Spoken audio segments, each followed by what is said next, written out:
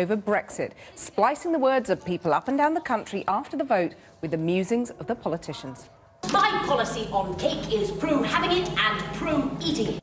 Also tonight, that Oscar moment.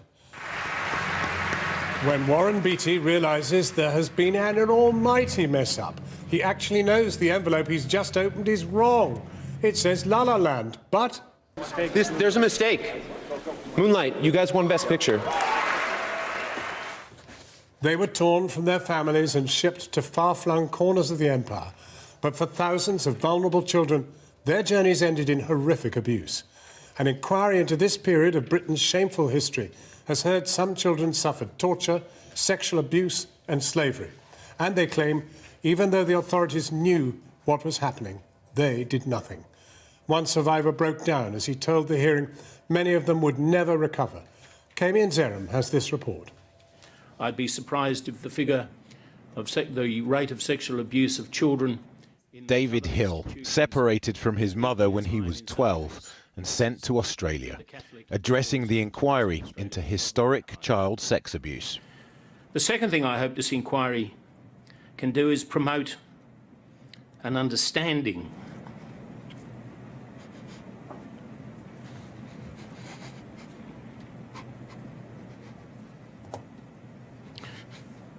They've waited a lifetime for this, and still it is so tough to talk about. Of the long-term consequences and suffering of those who were sexually abused. Many never recover and are permanently afflicted with guilt, shame, diminished self-confidence, low self-esteem, fear and trauma.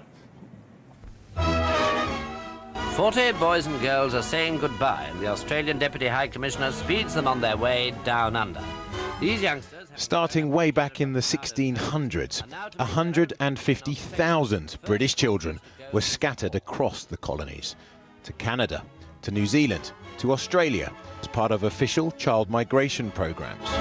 Yes, they're feeling happy, their hopes are high, their future bright. But some claim that at farm schools like the now notorious Fairbridge, as many as 60% of British child migrants were abused. In 2015, Fairbridge survivors won a £15 million payout, the largest in Australian legal history. And back in the UK, in 2010, on behalf of the British government, Prime Minister Gordon Brown offered an apology. We are truly sorry. They were let down. We are sorry they were allowed to be sent away at the time they were most vulnerable. We are sorry that instead of caring for them, this country turned its back. And we're sorry that the voices of these children were not always heard. And most importantly, 12 of... Some of the victims have now passed away and will never be heard. Today marks the first of 13 separate inquiries into historic child sex abuse. David Hill wants more than apologies. He wants the truth. We'll never be able to undo the great wrong that was done to these children. But what is important to the survivors of sexual abuse is where this inquiry is satisfied with the evidence, name the villains. Many of them are beyond the grave and therefore beyond the law, but it would bring a great deal of comfort to the people who as children were victims of these people if they were named and shamed. Thank you. After years of delays, the inquiry into historic child sexual abuse has finally begun. But the background to this, in fact, goes back centuries. It starts with how British authorities tried to build the empire. They deported white British children to try and build white British colonies. And the inquiry heard today how these children were systematically abused. My name is Alexis Jay, and I'm the chair of the Independent Inquiry. It is for Professor Alexis Jay and her team to evaluate these claims of systemic abuse. She is its fourth chair, and the inquiry's been beset with problems. Some say it's just too big and unfocused, with 13 separate strands. It was set up by Parliament, but one of the main survivors groups pulled out, describing it as a botch job. And today, an email was sent, accidentally naming potential victims. But it has now started, with the British government providing its first statement. Child migration is wrong, their lawyer told the inquiry. It should not have been sanctioned or facilitated. Kamian Zeram reporting. Well, joining us now is Oliver Cosgrove, who was selected to be sent to Australia in 1952 at the age of 3, travelling when he was just 4. There he was subjected to sexual and physical abuse throughout his childhood at the hands of the Christian Brothers who ran the school he attended. Today, his lawyer spoke to the inquiry on his behalf. Oliver Cosgrove, can you remember the ship? No. Can you remember arriving in Australia? No. And is that because you chose to rub it out? It may have been. I'm not sure. I'm told by medical people that I had selective amnesia at the time. When you went to school, where you clearly suffered at times, did you have any sense that any other child in that school had had the same experience as you? Being a migrant, yes. A forced migrant? Yes, we were all, most of us knew that we were migrants. So did you talk to each other about being wrenched from home and... No, I wasn't wrenched from home. I was in an orphanage here in the first place. But there wasn't much discussion among the students in the schools about anything, really, because you tried to suppress discussion like that. You didn't really ever want to go over it until you spoke to a psychiatrist? Yes. And then was that some kind of liberation? Some kind, yes. I mean, the extraordinary thing is that even when you left school, you were dragooned into the army. Yes. To fight in Vietnam. Yes. With lots of other Australians. How do you feel now about testifying to this inquiry? Do you have any confidence that it will do anything at all to remedy what you've suffered? To remedy, that's a big task for the inquiry. I'm glad that it's happened. I'm glad that it's started. I think the proof of the pudding is in the eating. What comes out of it is probably more important to us than it's just started. The barrister that we heard just at the top of the programme was saying that the people who were to blame need to be named. Oh, indeed. That was another victim, in fact, saying that. I'm sorry. Yes, yeah. yes, indeed. And do you feel that? I do. I think not naming them continues the process of impunity that the perpetrators and the people that were responsible for the child care, they need to, this culture of impunity needs to be broken. This inquiry has been through many troubles before it got to this day. Do you have confidence that it can at least, if not deliver justice, deliver what you want in terms of some kind of explanation as to what happened? I think an inquiry like this will only deal with, give quality results if it gets quality evidence. And I really do hope that the quality evidence comes forth from all the participants in the inquiry. And I think if we don't get people covering it up, continuing covering it up and continuing to misrepresent and practice subversion, I think we'll probably get somewhere. Did you ever think of trying to come back here? No. But you did find your birth family? Yes, I did. But not until your mother had died? Yes. My mother died 6 months before I was told where my family was. Do you think even then, perhaps, people waited until that moment before telling you? It's tempting to think that, but I have no proof. How different could your life have been, do you think? I think my life could have been much better had I experienced a loving family. I think my life would have been better if I'd been educated by people who had an interest in my capabilities and my interests. I think my life would have been better if I'd been treated with respect. And I think my life would have been better all around had I not gone to Australia under those circumstances. Oliver Cosgrove, thank you very much indeed for coming in. Thank you. Now, the award for Best Performance at an awards ceremony goes to, well, no one at last night's Oscars, which ended in chaos after the wrong film was declared the winner. It was billed as the Trump dump, a chance for the lovies to let rip at the new president. But instead, a mix-up with the envelopes meant La La Land was wrongly named as Best Film, and they were left red-faced. An inquiry is underway into what happened, which until then had been pretty much dominated by politics, as Fatima Manji reports. Guys, I'm sorry. No, there's a mistake. Moonlight, you guys won Best Picture. Moonlight won. Come on, this is not a joke. Hollywood's most anticipated annual announcement nearly always involves tributes and tears. But this time, it was almost in comic chaos. This is not a joke. I'm afraid they read the wrong thing. So just how did it go so wrong? All the ingredients were in place for a classic moment. And the Academy Award. A reunion of silver screen idols, the leading man seemingly teases the audience. For Best Picture. And then hands over to the leading lady for the big moment. La La Land. Cue gushing speeches thanking parents, lovers and babies.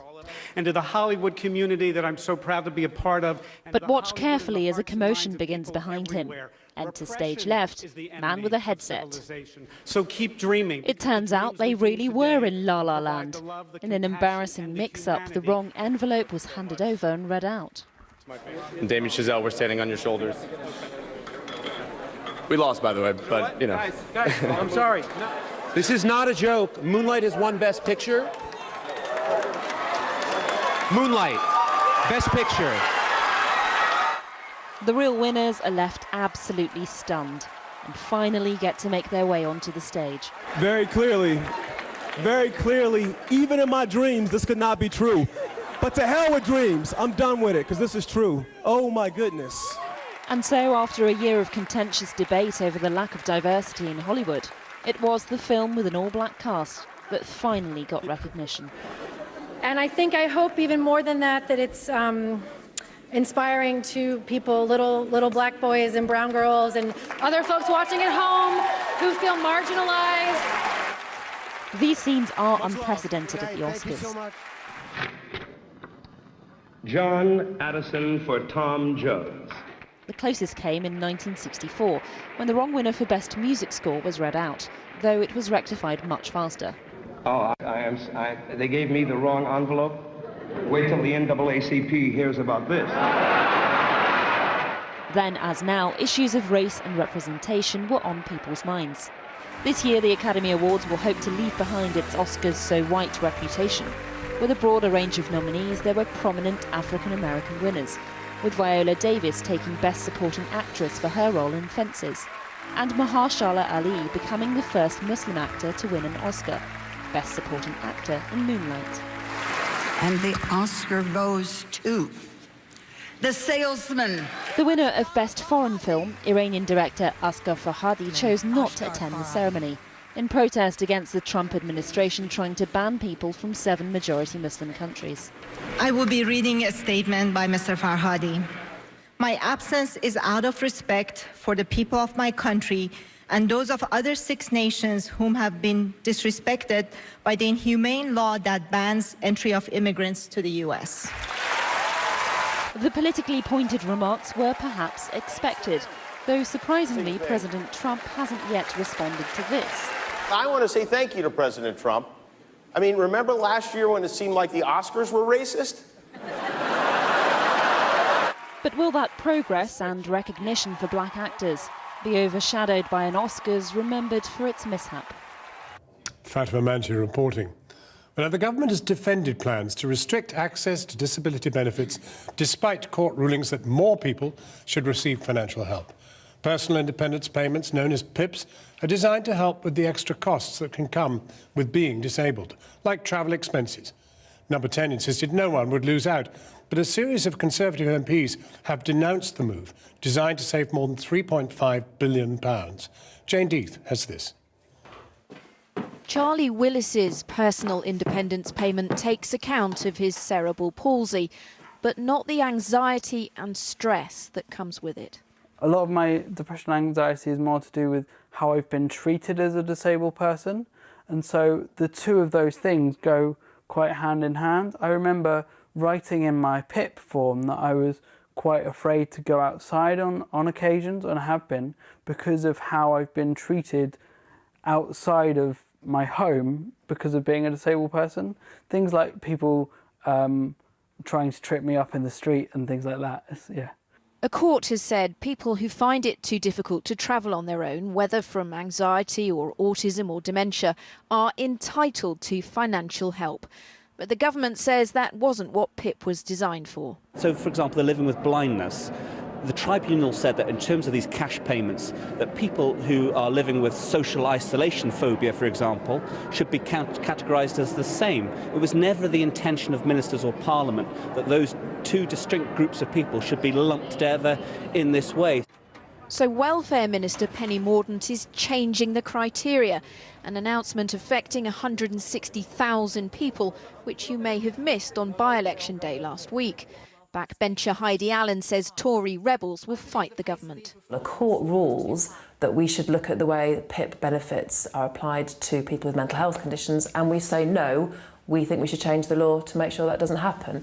I think really what we should be doing is looking at the whole PIP process, as many of us argued for a long time, to make sure it does reflect the needs of people with mental and physical health conditions, which at the moment it doesn't. Theresa May promised to transform attitudes to mental health. Mental illness has been something of a hidden injustice in our country, shrouded in a completely unacceptable stigma and dangerously disregarded as a secondary issue to physical health. So it didn't help when her head of policy said this on PIPs. Benefits are being given to people who take pills at home, who suffer from anxiety. Yeah, but these tweets, we want to make sure we get the money to the really disabled people who need it. Today he apologised for any offence. As it stands, the changes will become law without a vote, but the Lib Dems and Labour are going to try to force one. And it is a real indictment on this government that they are prepared yet again to be targeting chronically ill and disabled people in the way that they are. This is all to avoid adding £3.7 billion to the welfare bill. Almost a year ago, George Osborne tried to save a similar amount on PIPs, but a Tory revolt made him scrap the idea. We've listened and learned, he said. Today, the government said no one's PIP will be cut, but the benefit is going back to its original purpose. Jane Death reporting. And with me here is our social affairs editor, Jackie Long. Jackie. Well, as Jane said there, much of the outrage and the focus of the last 24 hours about this story has been about language, and language is really important here.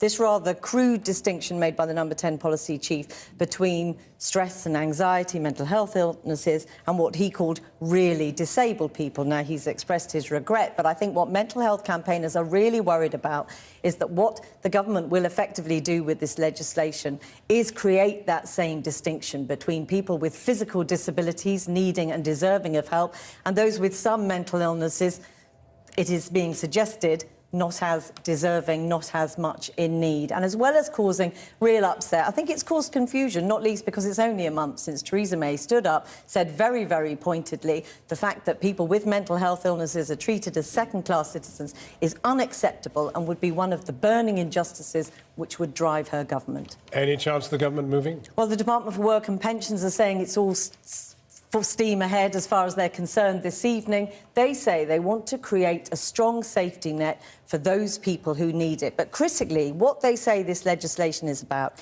is returning personal independence payments to their original intent and aim. Now, what charities like Mind would say is those judges on those tribunals who took these two decisions, they are making those decisions entirely within the framework of how PIP is supposed to work. their understanding of who is entitled to it. Now, it's worth pointing out that tribunals are the very last place for people who feel they have a burning injustice if they feel their claim hasn't been dealt with properly. And the government, in this case, doesn't like the decision that the tribunals have come up with, and instead of working with that decision, they've decided to change the legislation. Jackie Long. Cathy. Thanks, John. Well, joining me now is the Conservative MP, Chris Philp, and from the Central Lobby of Parliament, the Labour MP, Rachel Reeves. Chris Philp, first, are you really happy to target people with dementia, learning difficulties, diabetes, or are you saying enough is enough, like some of your Conservative colleagues? Well, let's be clear. Under the Conservatives, spending on mental health provision has doubled to 11.5 billion compared to what it was under Labour, and total spending on disability-related benefits has increased, even after accounting for inflation, from 45 billion to 49 billion. That's an 8% real terms increase, and it will continue to rise with inflation for the duration of this Parliament. Now, I've looked at the details of the rulings that we just talked about. It's in Schedule 1 to the 2013 PIPS regulations. And to be clear, people who have psychological problems like anxiety or phobias, and as a consequence cannot travel, will continue to receive help. Where the government wants to sort of reassert its original intention is people who can travel but suffer from some anxiety. But it will nevertheless result in restrictions on people with things like dementia, learning difficulties and diabetes. I mean, are you really happy to do that, to restrict their access to these benefits? Well, let's be clear. No one, not a single person who is currently receiving a certain level of PIP payment will get a penny less. But the court wanted to widen the access to those benefits. The government's saying no. Yeah, well, the court wanted to increase the payments to a certain group of people, about 160,000 people, beyond what the government, and I think on my reading, Parliament had originally intended. What the government wanted to do is make sure the money goes to those people who most need it, the people who can't travel. But of course, you know, it is very important we invest in mental health treatment, and that's why spending on mental health treatment has doubled under the Conservatives. Rachel Reeves, the most needy will still get the help, and no one who's currently getting PIP's benefits will see their previous total cut. Are you therefore persuaded? I'm not at all persuaded. What we're seeing, and what Chris will see as a constituency MP and I see up in Leeds, is that people who are currently on the disability living allowance, who are being moved to the new benefit of personal independence payments, are seeing their support being cut, whether that is their money that they get through the personal independence payment or access to a mobility vehicle. We know that almost half of the people who have moved from the disability living allowance, the old benefit, to the new personal independence payments, almost half of those people have lost their access to a mobility vehicle. And so it's just not true to say that people are, no one is losing out. People are losing out every day because of the changes to these new benefits. OK, but implementing the rulings, the government says, would have added £3.7 billion to the benefits bill by 2023. Is that a spending commitment that a future Labour government would endorse? Can I take it? Well, what you're seeing at the moment is that people are being moved from an old system to a new system, and that system has been designed to save money rather than to give the support to people that is needed, and that's the wrong way to design support for people with disabilities. The way you should be designing support for disabilities is to start with the person and make sure that they get the support they need to live an independent life, and that's not the way it's being done. What Rachel Reeves said just then is simply untrue. Total spending on the DLA and the PIP together has actually gone up.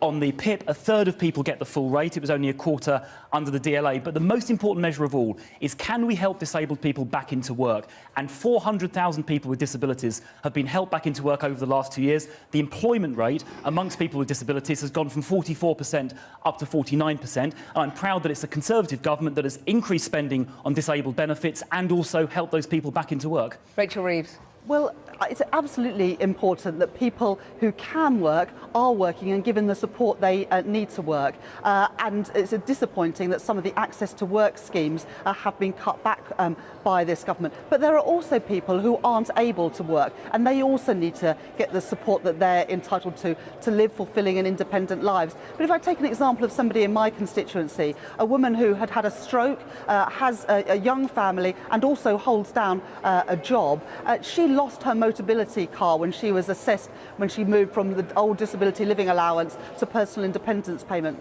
She's now worried about whether she can balance holding down a job and bringing up a family with her disability. And I think that is just the wrong decision. It goes against the grain of fairness and decency, but also it's short-sighted on terms of the government, because a woman who was going out to work is now at risk of losing that job. OK, Rachel Reeves, Chris Philp, thank you very much for joining us.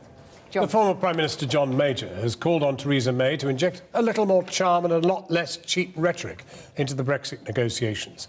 In a speech at Chatham House this evening, Mr Major said he was concerned over the way the country has been led to expect a future outside the European Union that is unreal and over-optimistic. Our political editor, Gary Gibbon, is in Westminster. Gary. Well, this is pretty hard-hitting from Sir John Major. What he's saying is that politicians inside government, as well as some outside, are basically painting too rosy a picture of what Brexit will be like. He's saying it's an unrealistic, over-optimistic picture. He worries that when reality crashes into expectations, that could be very politically dangerous. He says there's a very slim chance that we're actually going to be better off outside the single market. You get a little flavour of his thoughts here. Be realistic about the timescale and the complexity of the huge task, the huge undertaking that lies ahead. It is crucial to business and to the public that our expectations are consistent with what can be achieved. It matters to the government too. Ministers must not overpromise.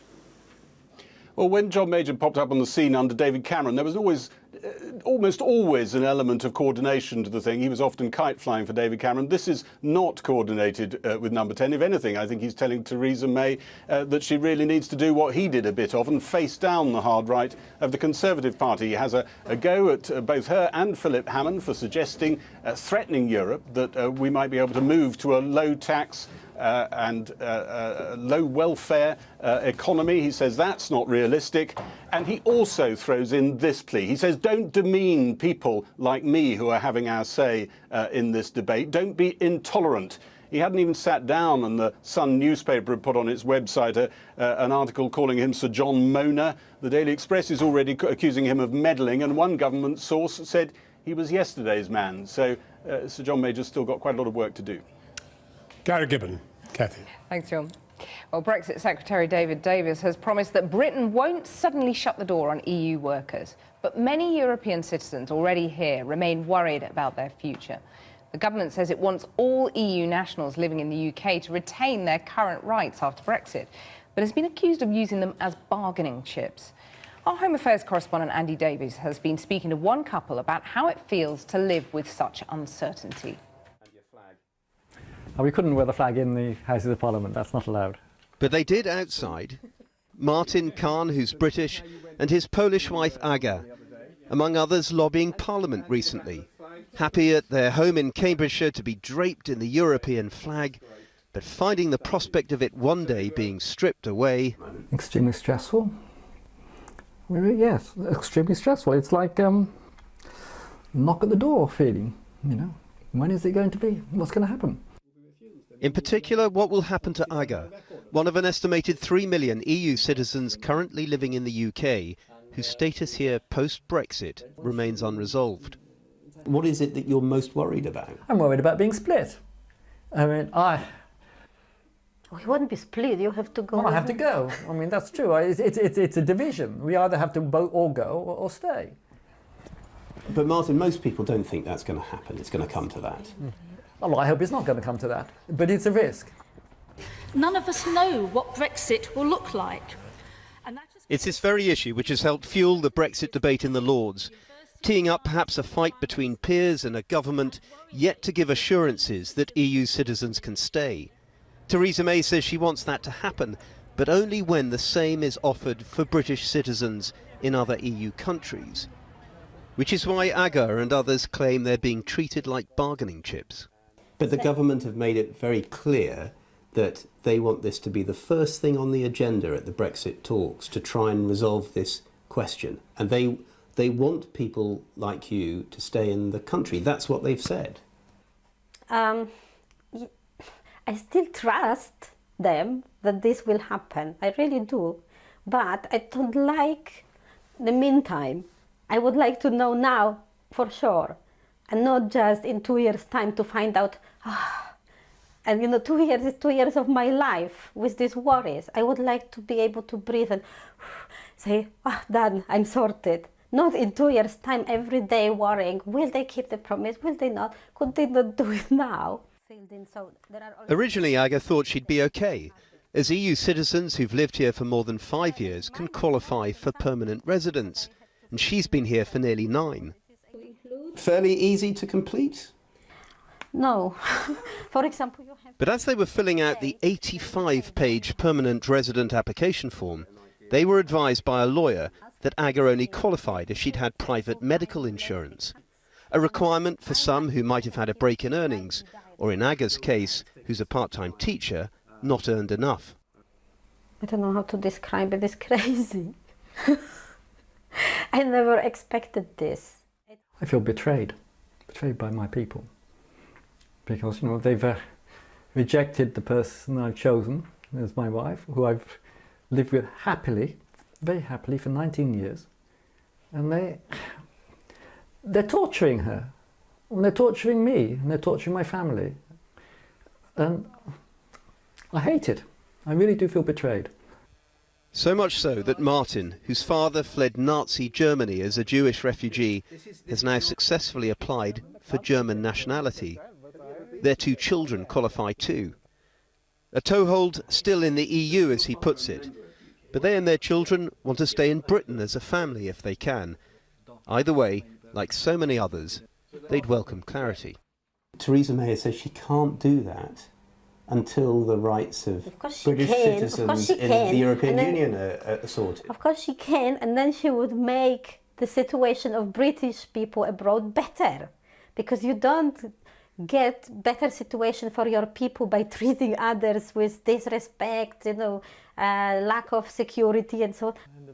The government today said again it wanted to protect the status of EU nationals already living here. For many like Aga and Martin Khan, however, a statement of intent is simply not enough. Andy Davis. And it's not just EU citizens who feel unfairly treated by the British authorities. A grandmother who lived in Britain for 30 years has been deported to Singapore, saying she's been treated like a terrorist. Irene Chanel was removed on Sunday with just £15 in her pocket. She was given indefinite leave to remain in 1990 after marrying her British husband, John. The couple have 2 sons, but she lost that status after spending long periods in Singapore looking after her ailing parents before they died. Her efforts to reapply were rejected, and her visitor visa expired 3 years ago. A Home Office spokesman said all applications are considered on their individual merits in line with immigration rules, and they expect those with no legal right to remain in the country to leave. Earlier I spoke to Irene Chanel from Singapore, but first I spoke to her husband John and her sister-in-law Angela in County Durham. Began by asking whether the family had been given any explanation why the applications had been rejected. I don't know whether they think it's just a marriage of convenience or what their thinking is, but as I said, they just keep rejecting all the applications. A pretty odd marriage of convenience with 2 British-born children that you have fathered and she has mothered. Their thinking's totally different. They think you can have a relationship just over the telephone. I've been watching what's been happening on the internet, and it seems people are clubbing together. Well, the last time I looked, to raise £32,000 for some legal representation. Have you seen that? I have seen that. The help of the public out there is overwhelming. There's also among them people, other people that are going through the same thing as what obviously we're going through. It's just not right. Can you tell us what happened when she was deported? I mean, what did you witness? Well, we didn't witness anything. We didn't have a chance to witness anything. I was just phoning any number that I could, and just no response. With it being a Sunday, there's no way open. Doing it on a Sunday is absolutely atrocious. John, especially not pre-warning. John, I mean, you are, after all, her husband. Has the Home Office been in direct contact with you to try to explain what's going on and what you can do about it? No, nothing whatsoever. Well, look, John and Angela, we've been joined by Irene from Singapore. I read that you had £12 in your pocket when you landed. £15. £15. Over the years, you have applied a number of times to renew your permanent right to remain. Have they ever given you any reason why you shouldn't be able to get it back? All they keep saying is you've got no grounds to live in this country. I've got all the grounds that I need to be in the country because I've got 2 kids and a husband there. And they're saying that I can continue my relationship with him by modern means, by Skype and whatever. What kind of life am I going to have? I mean, he's listening to you, your husband and his sister, Angela, and they look very unhappy about the situation. Angela, I suppose that you're in the best position to try and find somebody, and hopefully somebody will offer in the same way that the money has come forward, that somebody will send you information about a lawyer. That's correct. I have had contact from a lawyer. I mean, I haven't had a chance to speak with Irene properly yet. I mean, well, look, I mean, I think she's just landed today. Yeah, we'll get off the line so that you can talk to her. And in the meantime, thank you very, very much, Irene and Angela and John, for talking with us. And we will try to keep ourselves informed of what happens in your case. Thank you very, very much. All right, thank you. The assault on the Yazidi people of northern Iraq was one of the defining images of the extremist Islamic State groups rampage through Syria and Iraq. Many were killed or captured, facing a future of sex slavery and servitude. Some children were even recruited by ISIS as suicide bombers. A warning, there are some distressing scenes in Diana Magne's report. Lethal weapons, soft lighting, the trademark tunes of the caliphate.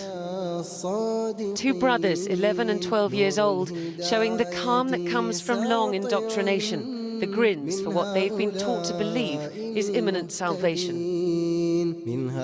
This armoured 4-wheel drive, standard now for ISIS suicide attacks, is fully rigged with explosives. And Amjad has no fear, quite the contrary. قبل ما جو يعني مدري عملية استشهادية كن وسبحان الله يعني مدري أم دربازي هكا بابو ما تكاف مدري دربازي بابو أنا خبنا مخبى فجرين. Their father and 5 of their brothers are already dead, killed because they could not run fast enough as Islamic State laid siege to Mount Sinjar, home of the Yazidi people, in August 2014. 8 other family members are still in ISIS captivity.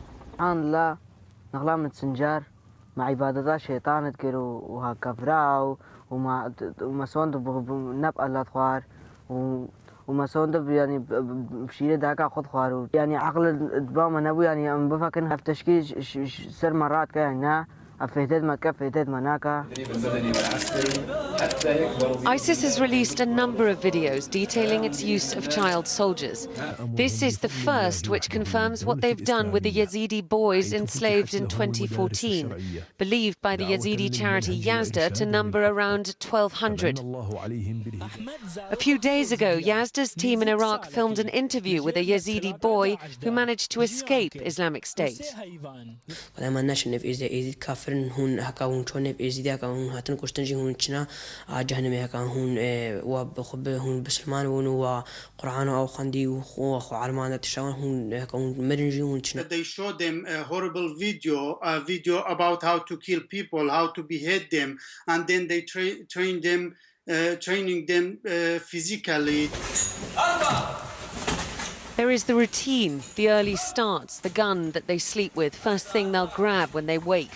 The childish props that ISIS uses to teach the so-called cubs of the caliphate how to kill. The use of children is entirely institutionalized and centralized by the group, and it's something which is going to hang around for a long time to come. They are constantly boasting about it in their propaganda, making it as known as possible that they are indoctrinating children and bringing them up on an ideology which is even extreme for Al-Qaeda, which is astonishing, really. The brothers' final mission was in the alleyways of eastern Mosul before it was liberated by Iraqi forces. ISIS sending in wave after wave of suicide bombers to try and stave off their advance. The terror group may have lost eastern Mosul now and much of their territory in Iraq, but they have not lost the capacity to shock, here by heaping yet another insult on the suffering Yazidi people. Diana Magnay reporting there. Now, a soft coup has been launched from within the Labour Party to destroy its leader, Jeremy Corbyn. So says his shadow chancellor, John McDonnell, who's now trying to distance himself from the comments, saying they were written more than a week ago, and he was now calling for unity. Jeremy Corbyn welcomed Gareth Snell, Labour's victorious candidate in Stoke Central, to Parliament today, but he hasn't been at tonight's Parliamentary Labour Party meeting to discuss the Copeland defeat. With me now, though, is the Labour MP Jess Phillips, who's been fairly outspoken about Jeremy Corbyn on numerous occasions in the past, and she's now written a book, Every Woman, One Woman's Truth, about speaking the truth about inequality, violence and internet trolling. Well, Jess Phillips, I wondered if you might speak the truth now about this soft coup that John McDonnell says is going on or has been going on. Well, I mean, if there is one, maybe I've not been involved, but as best I know, I mean, I read the article that John McDonnell has now distanced himself from, and it seems to me the only person at the moment doing some of the leaking and the working with Rupert Murdoch that is talked about in there is it's John who's handed them the headlines today. I think that he has rightly distanced himself from them, and I certainly don't know anything about it. But then, you know, maybe I've not been included. So you now wholeheartedly back Jeremy Corbyn, do you, or do you still want him to go? I think that after the Copeland result, the Labour Party and the poll rating, the Labour Party really has to have a look at itself, and Jeremy Corbyn needs to really take some time to think about what is going wrong and if he is part of that. Well, his allies have been saying it's the media's fault, you know, it's Tony Blair's fault, not his fault. Well, then they are not doing a period of self-reflection that anyone should do after a defeat like what happened in Copeland. And to blame Tony Blair, I think, is a bit of a stretch. He's not been, you know, the Prime Minister for many, many, many years. But do you think Jeremy Corbyn still relishes the job, or is it taking its toll, do you think? It's very, very hard to tell because it's a difficult job. Who would, you know, it would take its toll on anyone. But I still think if he didn't want to do it, he wouldn't be doing it. So I can only assume that he relishes it. And you relish your job. I mean, in the book, you write about all the abuse you get. You've had death threats, rape threats. Your family have been threatened. I mean, is it something you still enjoy doing? Well, in the book, what I'm trying to say is to tell people to get up and take part in politics and arm people, especially women, with some of the things that might stop you or people who try and stop you. But I absolutely love my job, and I hope that in the book is what leaps off the page, that being in politics and being a woman in politics is not only vital, it's also brilliant, and I wish more people would do it. One thing that did leap off the page for me in quite a sad way was that, to quote, speaking up as an honest, passionate political woman became dangerous in June last year when your friend Jo Cox, the Labour MP, died. Do you feel fearful at times now? After Jo's death, there is no doubt about how everybody would have taken stock. Where I felt safe, I started to feel insecure. But I know that what Jo would want was for us to keep on speaking up.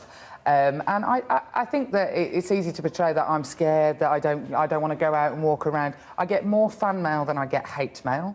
And I'm live my life exactly as I did.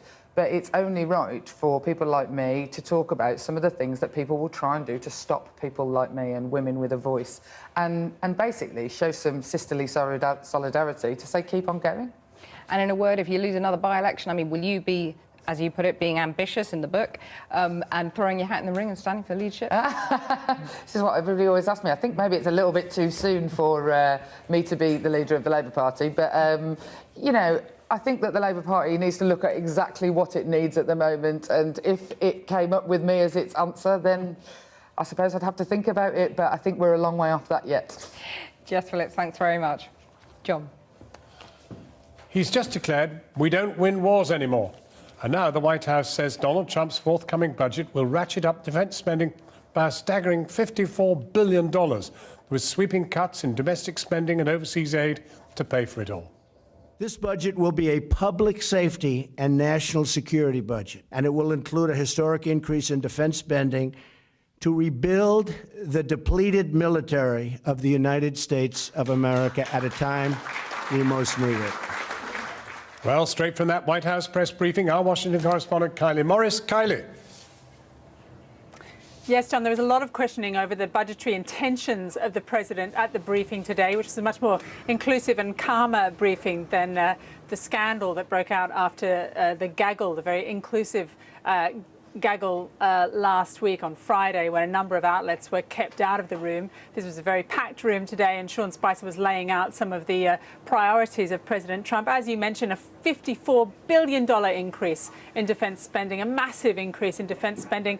We already know that foreign aid will be a particular focus in terms of cuts, even though at the moment the US spends less than 1% of its total spending on foreign aid. But nevertheless, this is an ideological move by the President. It will be very popular, no doubt, with his supporters. He is speaking this week between the joint houses of Congress as well. So again, another opportunity for him to lay out his list of his commitments, the work that they're doing not only on the budget but on Obamacare, on immigration as well. Another focus of the briefing, though, was of course on Russia and on links, reported links between members of Donald Trump's campaign and Russian operatives. Sean Spicer is working very hard to try to shut those kinds of questions down, as you'll hear in this answer. I think that Russia's involvement and activity has been investigated up and down. So the question becomes, at some point, if there's nothing to further investigate, what are you asking people to investigate? And that follows on from comments earlier in the day from the President, slightly off-camera comments, but he was asked, just as a group of media was leaving one room where he'd been holding a meeting, whether or not he supported the idea of a special prosecutor looking into any links between his campaign and Russia. Unsurprisingly, he said he didn't, and then he added that he had had no contact with Russia in the last 10 years. Nevertheless, there are many people, certainly in Congress, who still want to see a special prosecutor appointed. Kylie Morris at the White House. After the break, the ultimate political drama from the team at the National Theatre, a new play bringing the voices of voters on all sides of the Brexit debate to the London stage.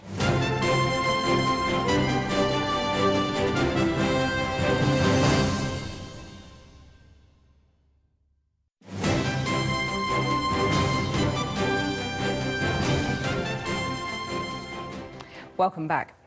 Now, in the days following the Brexit vote, a team from the National Theatre interviewed hundreds of people across the country to find out why they voted the way they did. They heard opinions that were honest, emotional, funny, and sometimes extreme. My Country has woven their testimonials with speeches from the then party leaders in a play devised by the Poet Laureate Carol Ann Duffy. I went along to find out more. The very fact that last year 20,000 illegal immigrants were given permanent leave to remain. Britannia has called a meeting to hear what her subjects really think about the United Kingdom. Invertebrate jellies. In My Country, the Poet Laureate Carol Ann Duffy has stitched together words gleaned from interviews carried out specially in the aftermath of the EU referendum, with a smattering of political sound bites. My policy on cake is pro having it and pro eating it. In a bid to keep order, Britannia invokes the words of the late Labour MP Jo Cox. We are far more united and have far more in common than that which divides us. But there's little sign of unity among her restless representatives. Fear, now it's project. Business as usual. Quit. The scene that we just saw, it's quite a cacophony. It's quite hard to listen, isn't it? I mean, Britannia sort of loses control of the meeting. When you did all the interviews, were you surprised at the extent of the vitriol? What you've witnessed there is certainly the most animated. Most of the interviews, and we interviewed between 80 and 100 people for an hour or two each. Most of those interviews were very calm, and people were very trusting and open. And a lot of the play, or what we focus on in the play, are those more reflective opinions about where they live, community.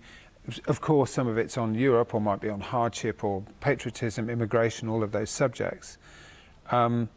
But I think what was really wonderful is how honest people were, and how up for having a discussion. Quite a feat to distill all of that, all of those interviews, into this play. Yeah, because all of these people were in a situation like now, talking one-to-one. They weren't talking to each other.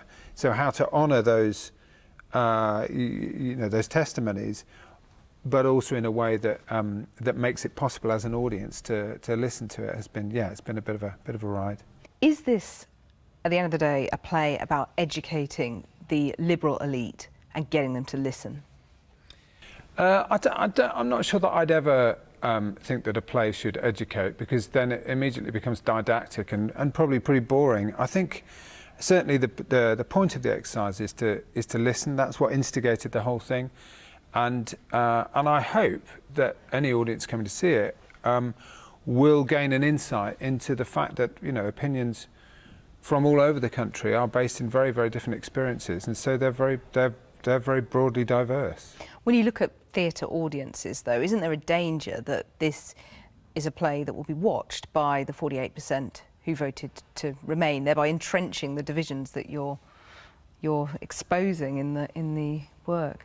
I think probably in London that's the case. We're going all over the country, so I think that will vary widely depending on where we are. But also part of the whole purpose of the exercise is to give a really balanced and fair voice to people from all over the country of all different persuasions.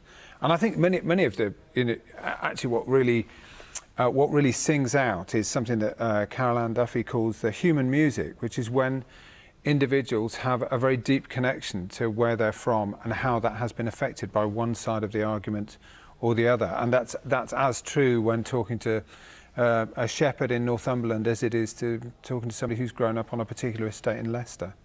I couldn't help but notice that for a play that's talking about uniting the country, it was a predominantly white cast. Well, we've got there's one BAME member of the cast out of 7. I think the percentage across the country is 14%, so that's probably as accurate as you can be. The other thing is, did you think about that then? That was something that crossed, yeah. Oh yeah. So you felt you were reflecting the country as it is? You know, with 7 people, you know, some people will say, why don't you have anyone from the south, the southeast, or the northwest, and with 7 people, you can't. You know, it's much. You're restricted to a degree, and when looking at somebody who's speaking for Leicester, that felt appropriate that we should have a British Asian person playing that, because that is the majority in Leicester. Rufus Norris, thank you very much. Thank you. Tonight's main news: an inquiry has begun hearing allegations of horrific abuse suffered by thousands of vulnerable children who were sent to far-flung parts of the British Empire, often against their will. If you just joined us, you can watch the whole thing again on 4+1. But that's Channel 4 News. Back tomorrow at 7. Good evening. Good evening.